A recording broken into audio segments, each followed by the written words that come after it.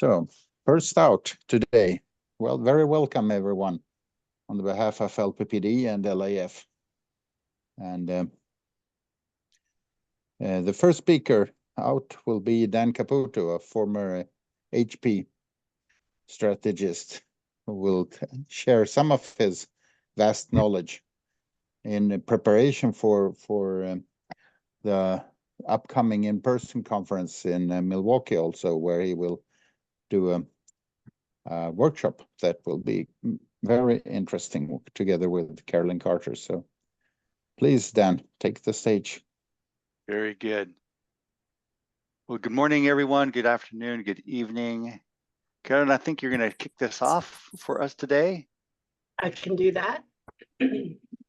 So I want to thank you, everybody, for coming today. We're excited, very excited to be sharing with you some insight into one of our workshops at the conference. This is a full-day workshop, and we've essentially broken it up into two sessions, the morning session and the afternoon session. And Dan and I are going to walk you through what we're going to talk about.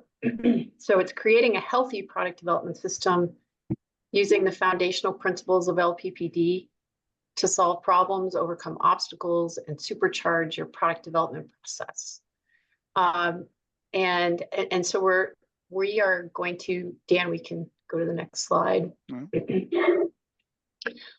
So Dan and I will briefly introduce ourselves. I'll just go ahead because I'm speaking, but yes. Essentially, sorry? Not yet. Yeah. Okay, so I'm a mechanical engineer by degree. I worked for Kimberly-Clark for about 25 years, and about half of it in manufacturing and the other half in product development. And I practiced lean in both spaces and essentially did some internal lean consulting towards the end there, and brought lean into the development organization in product and personal care, and then evolved it into lean product and process development. And that's where I learned and fell in love with it and believe in it passionately, and that's why I'm here with you. I left about 6 years ago, and I did some consulting with Argo, Fesso. I joined the board of directors here and have been taking various roles. For example, I'm chair of the conference this year. And I do some career coaching on the side. Dan? Very good. Hello, everyone. My name is Dan Caputo. I'm also very excited about this workshop. I think it's going to be really useful for everyone. As you can see, I have had over 35 years in developing and bringing new products and new technologies to market, first with IBM, but the bulk of my career with HP here in San Diego. I have a broad background in all things new product development, new product introduction. You can see a background in manufacturing engineering, procurement, industrial design. My deepest background is in the R&D design, program management, design methodologies, and technology development, where I was responsible for our technology strategy creation and execution. We'll talk more together when we're all together in Milwaukee. So I want to start off today about talking about through a few statements. So I'd like you guys to just shout out your answer on a scale of 1 to 10. Send me a number after I read each statement. And you're trying to answer on behalf of your organization. So first off, innovation is vital to your company's success. If you don't innovate, your company will die. 10. Tell me more, everyone. 6. Shout out. 6. 10. 10. 10. 10. A few more. 8. Anything below a 6? Now, clearly, innovation is vitally important. It's a fuel for growth. When a company runs out of innovation, it runs out of growth. It's the only way to win, according to Steve Jobs, and great companies are built on great products. This workshop is going to be focused on product development as it relates to an ongoing business. So it's not going to be about startup or brand new to market type endeavors. Our focus will be on bringing out innovation by introducing new products year over year for that progression of that business. So not surprisingly, pretty universal response that most companies think innovation is important. Okay, next statement. To create innovative products, well, the two things you need are good ideas and a can-do attitude. What's the first number 9. that pops into your head? 9? And from Colleen. Some people are doing this for chats, 8s, 10s. I mean, I agree with the statement as a 10. Does my company do it? What am I trying to answer? Well, does your company believe this? So this is a kind of leading question. Good one, Larry, because is this all that's really needed? I mean, yes, good ideas are very, very important. You have to have good ideas. And a can-do attitude is, I can do it, is probably an important idea as well. In fact, some of these, click. Yes. Get a good idea and stay with it. Dog it, work it till it's done and done right. Never tell people how to do things. Tell them what to do, and they'll surprise you for their ingenuity. Most certainly, you need the good ideas and a belief that you can do it. But we're going to explore a little bit more about what else do you need? Is there more to it than just good ideas and a can-do attitude? Okay, next statement. Adherence to processes is a barrier to innovation. On one hand, a 1 would be like, hey, we shall follow the process no matter if it's useful or not. And a 10 is process. We don't need any process. Where is your organization on this statement? Oh yeah, 8 or 7. Okay, so processes can be more of a barrier than not. Anyone else? Anyone down in the 1 or 2 category? Well, Dan, just to be clear, I think we are 7 or 8, meaning we're not beholden to process. Is that, or did I state that incorrectly? But we do have some and need some. Right. I mean, some of the industry leaders are more process, less innovation, more operations, less innovation, more management, less innovation, more entrepreneurs, more innovation. Or as I've had this conversation with this HP executive several times, it's one of my favorite quotes on this topic. Process is just another way for you to tell me what I can't have. So some of you may be in a situation where that's the reigning attitude. Next one, product development innovation without a guiding process results in ad hoc, uncoordinated, ineffective activity. True. 1 to 10. What's your organization? 9. 9. I with this group, I expect a lot of higher numbers, but it really depends on the organization and what they think it is. But you're right. The purpose of innovation management is not just to promote innovation, it's to manage innovation as a process. It is a process, and it's going to be a challenge to management. It often, especially to top management, on what is that process and what's it look like. The whole point of this exercise is a guiding process operational framework is essential to sustaining an innovation stream via new product introductions to the market. Okay, one more page. And now I'm going to ask you to answer on your own behalf. What's your own personal belief system here from what you've observed in your organization? Words I use to describe my company's product development process: stifling, obstructing, discouraging, numbing, frustrating, fatiguing, or energizing, enabling, activating, sustainable, repeatable, and flexible. 4. 6. 4. 6.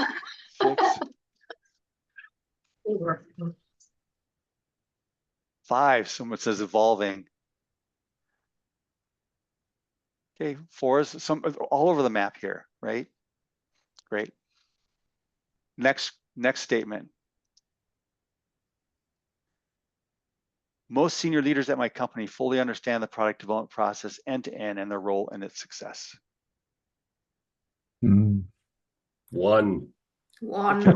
I think there's an anonymous chat option here, I think is available if you need to answer that anonymously. Consistent. Is anyone above a 5? And some places there are. I mean, okay. Yeah, I am now, so I'm above 5. Great. Next statement here. Most of the workers I work with at my company fully understand the product development process end to end and their role in its success. 2. 2, 4. 3. I think there's some answers in the chats. I see 1, I see a 5. I might even say 5, so they can say they know a little bit better than the executives. My executives are a 4. Okay.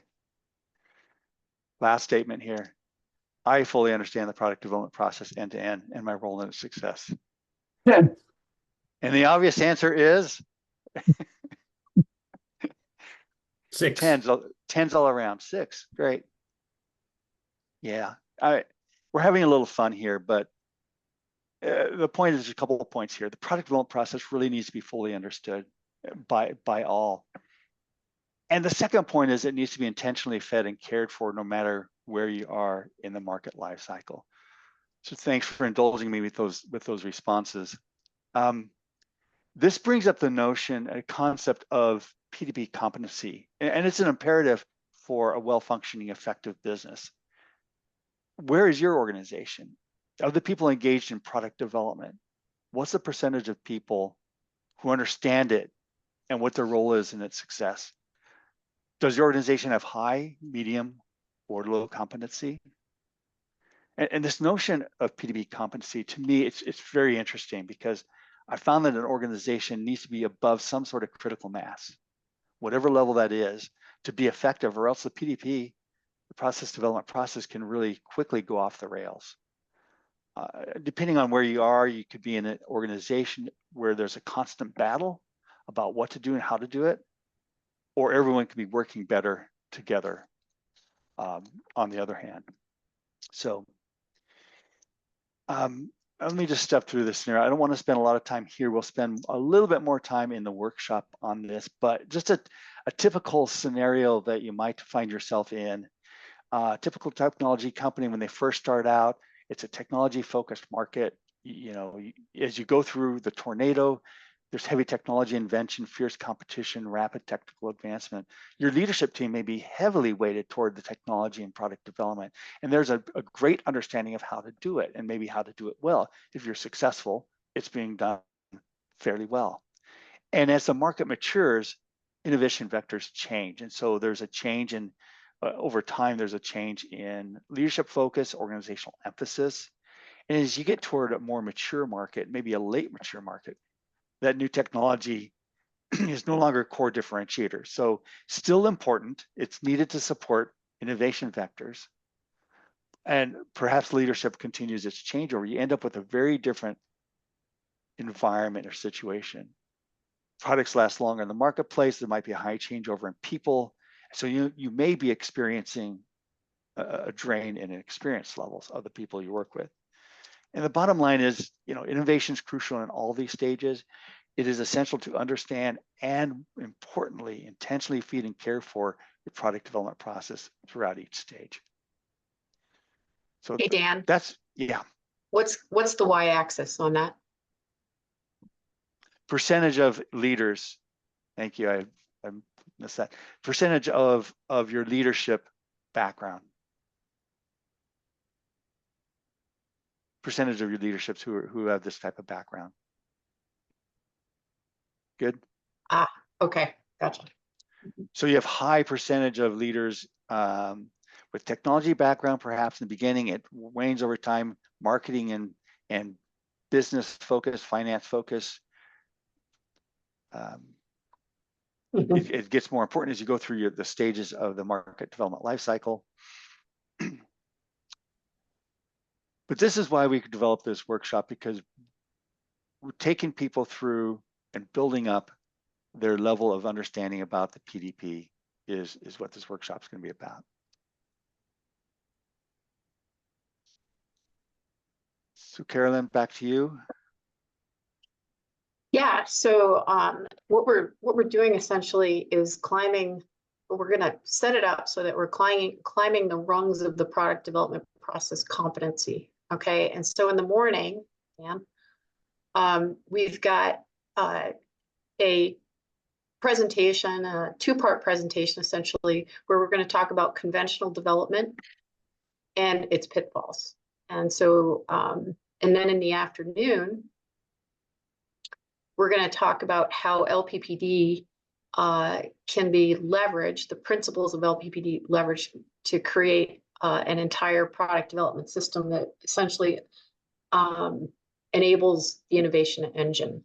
Okay, and so how do we, using LPPD, address the pitfalls in conventional development? As Caroline said, the morning we're going to talk about conventional development and its pitfalls. We're actually breaking it up into two sessions. Part A is the review of conventional product development process, and we're going to have a big discussion about some of the pitfalls there. But then we're going to also talk about Part B, and that's the essential elements. I call the essential elements of development.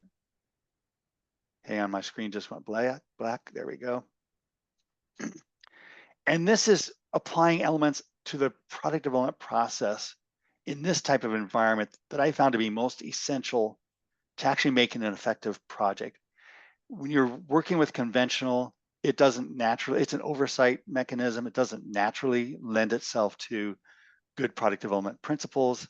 And so these are some of the most essential elements I found that actually work to make it effective. These are elements that compensate for some of the ineffectiveness of the conventional approach. So we expect a lot of significant participant sharing of their company's process and problems, and getting to a very big catalog of gaps and pitfalls by the end of this morning. Just to go a little bit further into that, Part A is going to talk about cross-functional program teams, typical phase gate process, and probably the build, test, fix cycle. We'll go through some exercises to identify end-to-end steps to develop and commercialize the product, review program teams, explore that typical phase gate, identify problems and pitfalls. And we want to build the understanding of what it really takes all the way from all organizations to get from the very beginning to the very end. I'm going to ground everyone in the clear understanding of this conventional approach, and the participants will start identifying their key problems with their system. Part B, the second part of this, is to talk about these essential development elements, the program flow, knowledge, and synchronization, the number of elements underneath each one of those headings. Again, some more exercises, begin to understand systems mapping, some of the things and the tools that these essential elements bring, learning plans, integration maps, and synchronization.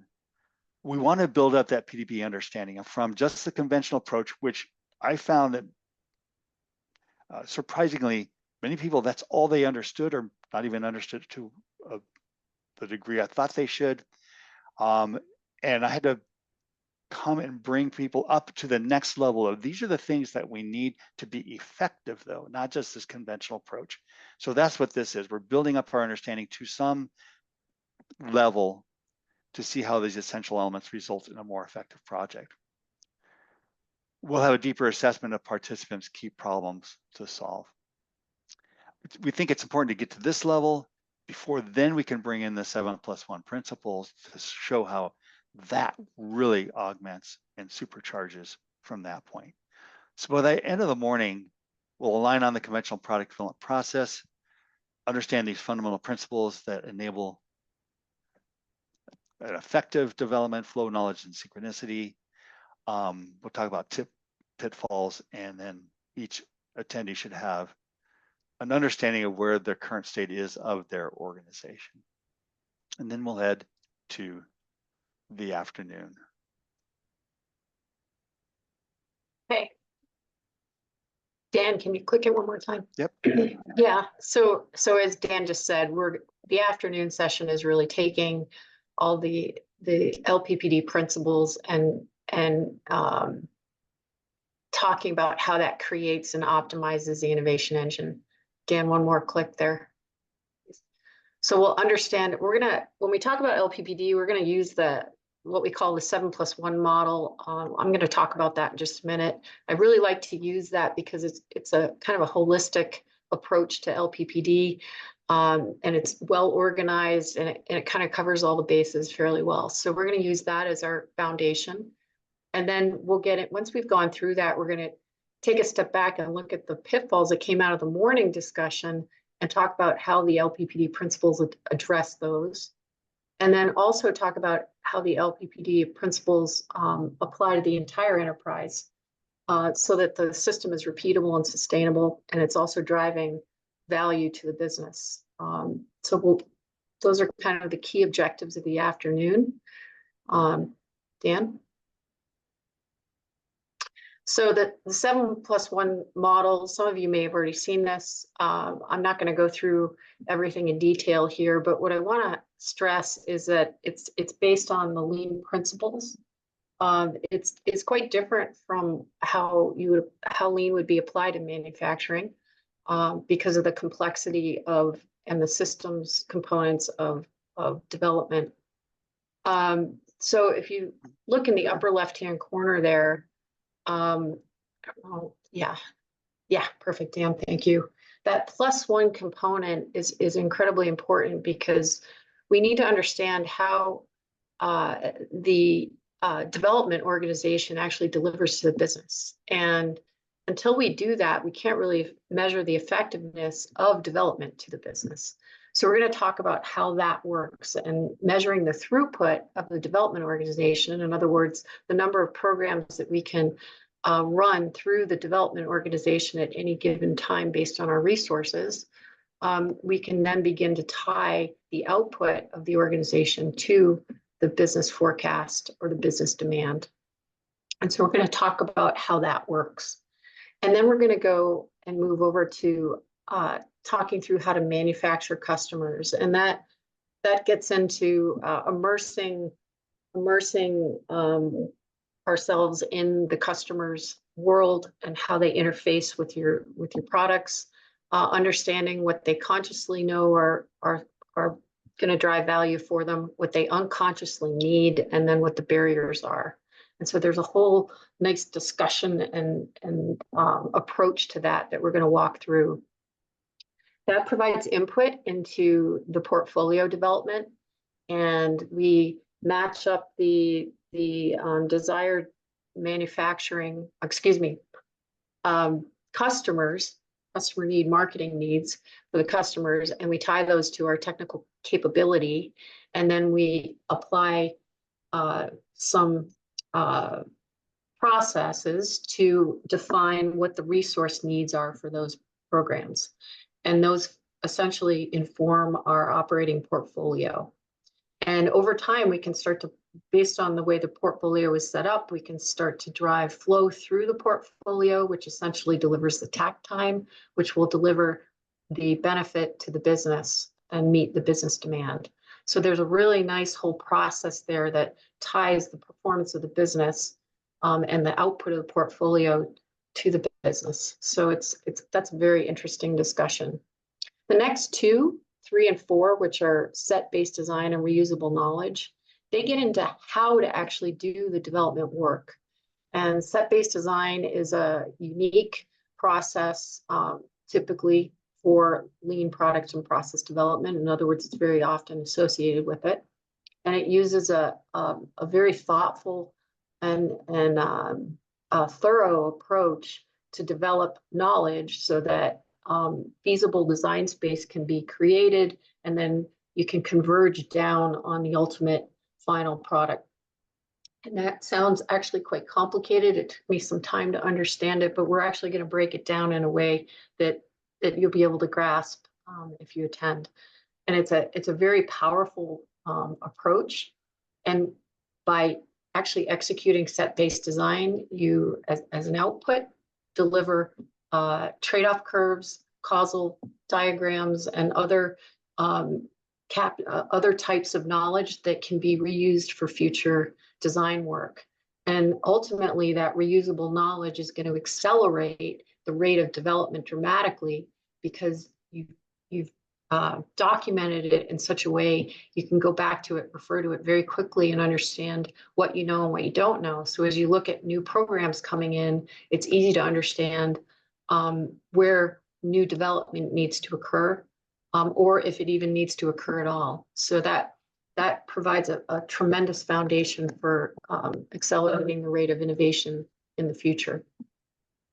Once we get through 3 and 4, we have to kind of think about, hey, how do we manage the programs that we're executing? And visual management becomes a very powerful approach to that. As we all know, I'm sure all of us are familiar with visual management to some degree. We can take the learning plans that we develop, and Andy and I are going to talk about that in the next workshop, in our next presentation. We can take those learning plans and easily translate them into a visual management format to make the work visible for collaboration and coordination of across value streams, as well as to make the issues visible for the organization to manage and address very quickly. So it's also a great way to engage the leadership team with the work that's being done and keeping everybody apprised of current status and where help is needed. So we'll walk through that process. And then the last two on the lower left and the lower right are all about the people. And we need to make sure that we have a good understanding of what kind of leadership of our programs is ideal. And a chief engineer or entrepreneurial system designer on that lower left is really what we're talking about when it comes to program management. They're systems thinker. They understand end-to-end the process from the customer all the way through, back through to the customer. So delivering on the customer need. They also understand the business need, and they can balance and trade off between the two. They're an advocate for the customer through the whole process, and a key player in orchestrating the execution of the program so that it delivers to the business and the customer. Teams are responsible experts on the lower right. We're going to be talking about what are those characteristics that we're looking for in our engineering teams. They need to have a deep understanding of their area of expertise, as well as a broad understanding of the process where their responsibilities tie into the process. They take direction from the ESD, the entrepreneurial system designer. And so they need to be flexible. They need to work as a team. They need to step up and take leadership responsibilities periodically. Yes, Colleen, correct. The people side cannot be understated. And so we're going to talk about both of those as well. And they are going to enable the rest of it, right? So that's kind of, we're going to actually go through that whole discussion and work with our attendees so that they have a good understanding of this principle-based approach. And then Dan, if you can go to the next slide. Yeah. So then what we'll do is we'll take that understanding and we'll apply that back to the pitfalls that came out of the morning and talk about how LPPD can address those. And as individuals in the audience have questions about what they have insights into their own organization's issues, they can begin to understand how LPPD might be able to help them. We're also going to talk about how LPPD drives efficiency in the development organization. I mentioned throughput. It's also speed of development. In other words, how quickly does a program go through development from initialization to launch, and also how to optimize our resources. The effectiveness of development and providing lift in the market, for example, and then predictability of development. And that's what I talked about relative to that +1, where we can predict that each individual program is going to impact the business revenue, for example, by X amount over this time frame. And so we'll get into that as well. So with that, 1 minute left. Yeah, that is perfect timing, Peter. Thank you. As the chair of the conference, I'm going to ask you to all please join us, and we'd love to have you. This is one of the workshops I'm super excited about, and I hope you are too after what you've heard. If you have any questions about it, you can feel free to reach out to Dan and I for further information, and we're really excited. So please come join us. Thank you. So thank you. Thank you with that. I think we'll do, as Carolyn said, can reach out afterwards to any of us, also with questions and challenging questions as well. So let's stop the recording.